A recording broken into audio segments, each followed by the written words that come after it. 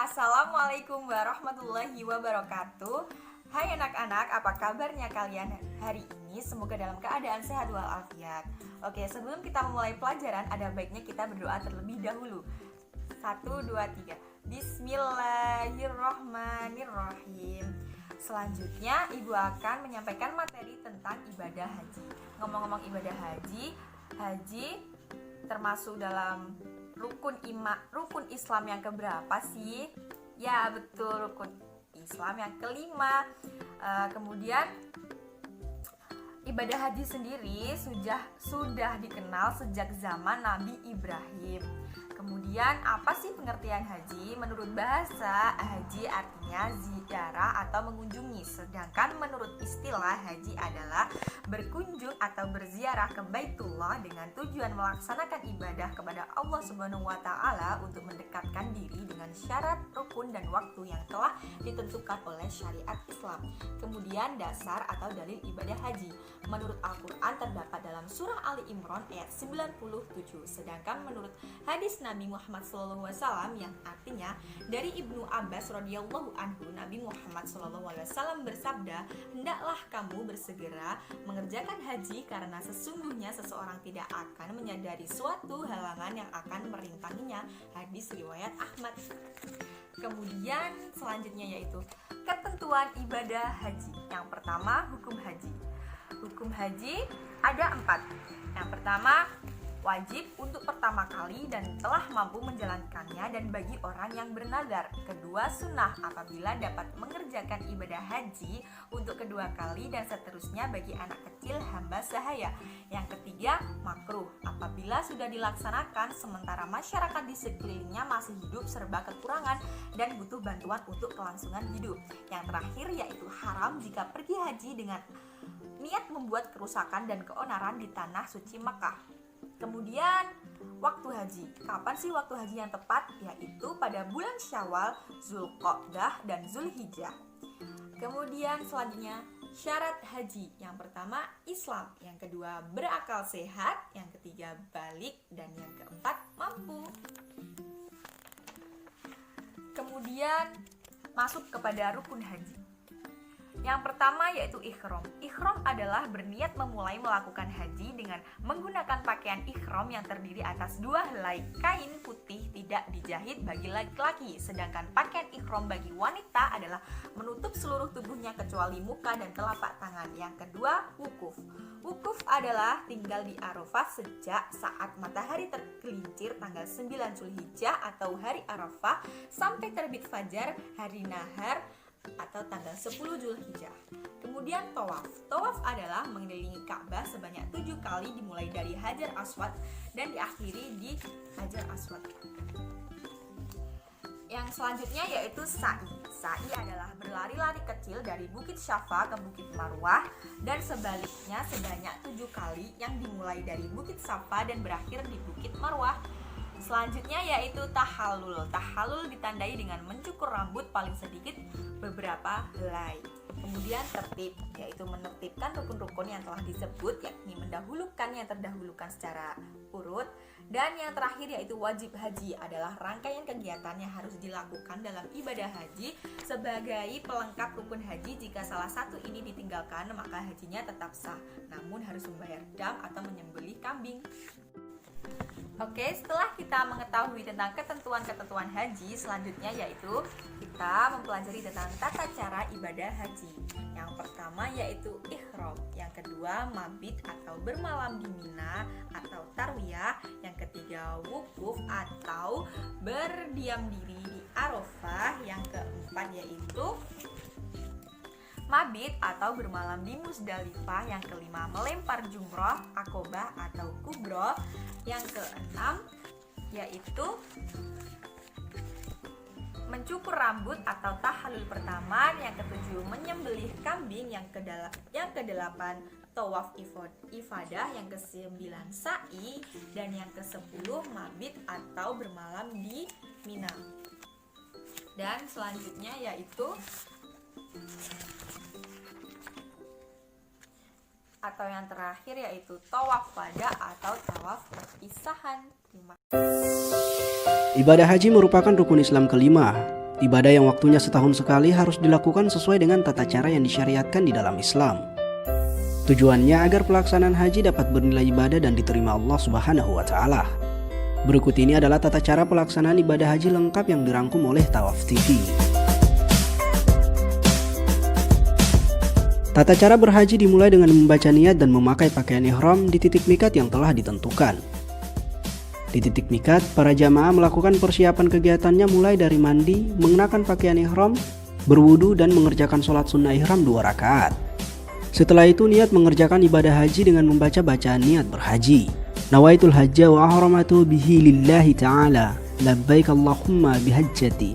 Artinya, aku niat haji dan berhiram karena Allah Ta'ala. Aku sambut panggilanmu ya Allah dengan berhaji.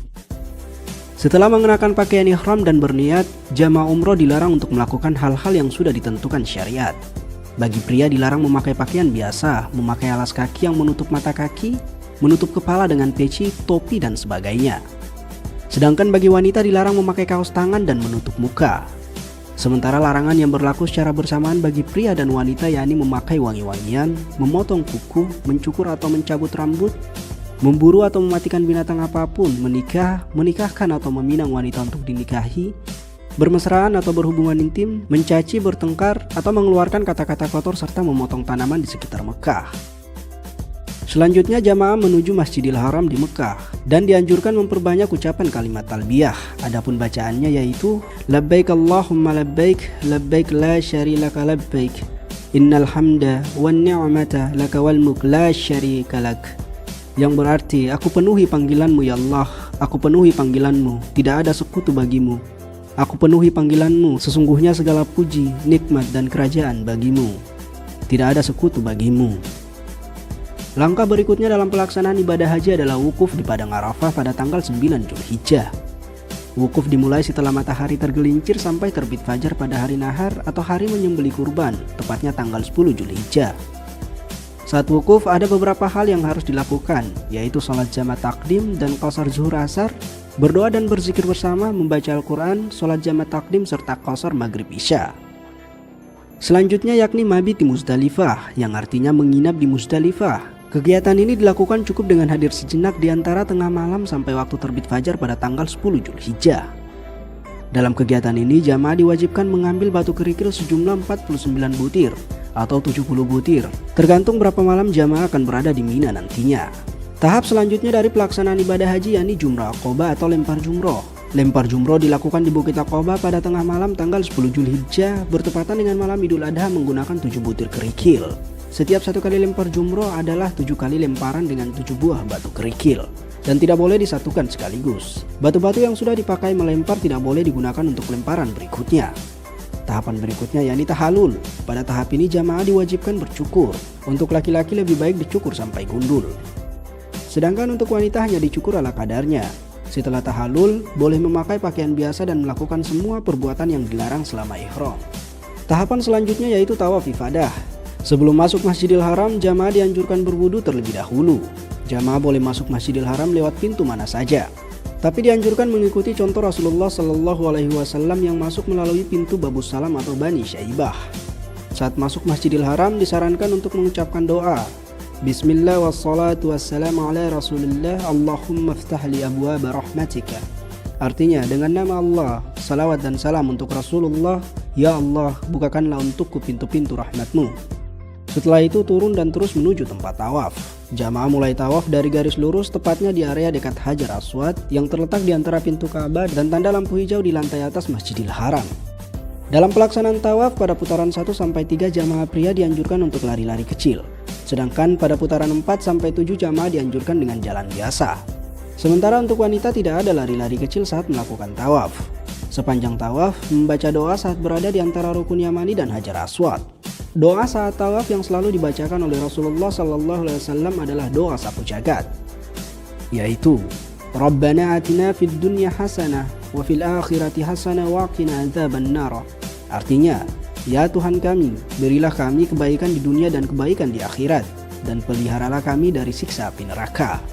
Sesudah tawaf, tahap selanjutnya yakni sa'i yang dimulai dari Safa ke Marwah. Sa'i dilakukan dengan 1 kali perjalanan dengan urutan dari Safa ke Marwah 1, Marwah ke Safa 2, dan seterusnya sa'i berakhir di Marwah.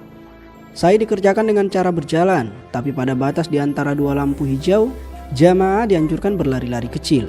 Sa'i merupakan penghargaan Allah Subhanahu wa Ta'ala kepada istri Nabi Ibrahim dalam rangka mencari air untuk minum putra beliau yaitu Nabi Ismail alaihi salam. Tahapan selanjutnya bagi jamaah haji yaitu melakukan lempar 3 jumroh dan mabit di Mina pada hari tasyrik. Jamaah diwajibkan melempar jamarat untuk 3 tiang secara berurutan yaitu mulai dari tiang jamarat kecil, tengah, dan besar. Masing-masing tiang dilempar dengan 7 batu. Yang terakhir yaitu tawaf wada. Tawaf wada merupakan tawaf perpisahan setelah menyelesaikan seluruh ritual haji untuk meninggalkan Mekah dan kembali ke negaranya masing-masing.